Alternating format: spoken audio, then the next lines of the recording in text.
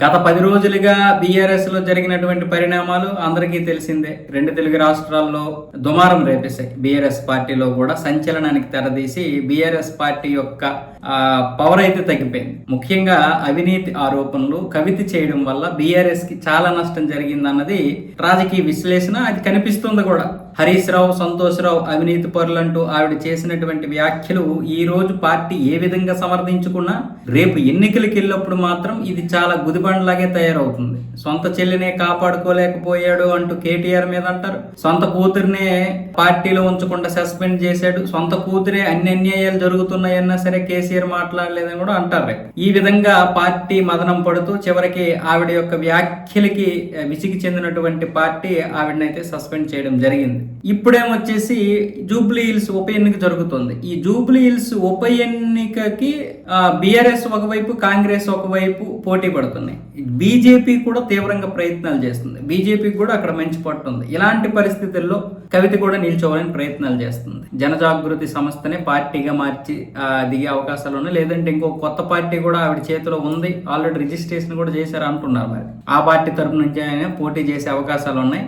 ఎలాగైనా సరే Jubilee hills ఉప ఎన్నిక తను గెలిస్తే తనకి మంచి పట్టు ఉంటుంది. అది కూడా పాజిటివ్ వైబ్రేషన్ ఇస్తుంది. ఓడిపోతే నలుగురిలో నారాయణ అన్నట్లు ఉంటుంది. గెలిస్తే మాత్రం ఆవిడ పార్టీకి మంచి పట్టు ఉన్నట్లే. అందుకని ఇప్పుడు ఆవిడ ఒక 3-4 టీములు పెట్టుకుని సర్వేలు చేయిస్తుంది. ఒకవేళ అక్కడ గనక తనకి పాజిటివ్ ఉంటే నిల్చుందాము అని. కానీ ఇప్పుడు బీఆర్ఎస్ ఈవిడ నిల్చుంటే భయపడిపోతుంది. ఎందుకంటే ఓట్లు చీలిపోతాయి. ఆవిడకి 10,000 పడినా 5,000 పడినా అవి బీఆర్ఎస్ కి పడాల్సినటువంటి ఓట్లే. కాబట్టి తద్వారా ఓట్లు చీలిపోతే కాంగ్రెస్ గెలుస్తుంది. కాంగ్రెస్ కి ఇప్పుడు ఓడిపోయినంత మాత్రాన పదవికి ఏం నష్టం లేదు. ఇప్పుడు కాంగ్రెస్ గెలిస్తే రేపు పంచాయతీ ఎన్నికలు ఉన్నాయి. ఆ ఎన్నికలకి పాజిటివ్ వైబ్రేషన్ ఇవ్వచ్చు రాష్ట్రం మొత్తం మీద.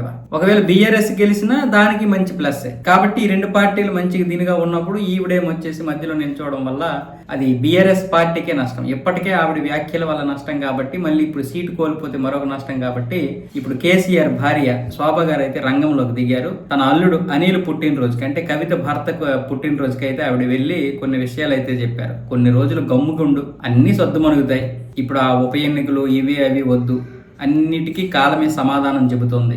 నువ్వు వచ్చే ఎన్నికల్లో ఏం చేయాలనుకుంటున్నావో చెయ్యు, నేను వద్దనడం లేదు. కానీ ఇప్పుడు మాత్రం నువ్వు ఇక్కడ దూకకు, అది నీకే నష్టం. అటు పార్టీకి ఎలాగో నష్టమైంది, నీకు నష్టం అవుద్ది. రాజకీయాల్లో ఇవన్నీ సహజమే. ఇక నువ్వేం చేయాలనుకుంటున్నావో చెయ్యు, కానీ ప్రస్తుతానికైతే గమ్మునుండు. ముఖ్యంగా జూబ్లీ హిల్స్ నియోజకవర్గంలో పోటీ చేయకు అన్నట్లుగా శోభ గారు అయితే చెప్పినట్లుగా అయితే రాజకీయ వర్గాల నుంచి కొన్ని విషయాలు అయితే తెలుస్తున్నాయి. అయితే ఆవిడైతే వెళ్ళారు, అనిల్ పుట్టినరోజుకి వెళ్ళారు. ఎందుకంటే మొన్న మనవడు పుట్టినరోజు అయింది, కవిత కొడుకు పుట్టినరోజు అయినప్పుడు వెళ్ళలేదు. సత్యనారాయణ వ్రతం చేశారు ఇంట్లో. ఈవిడేమొచ్చేసి వెళ్లకుండా బట్టలు పంపించేశారు. మరి అప్పుడు కూడా కొంచెం కవిత అలిగినట్లుంది. ఈ పరిణామాల మధ్య జరిగింది ఆ అబ్బాయి పుట్టినరోజు. కాబట్టి ఇప్పుడు అల్లుడు పుట్టినరోజుకి వెళ్ళి ఈ సమస్యలు అయితే క్లియర్ చేసినట్లు తెలుస్తుంది.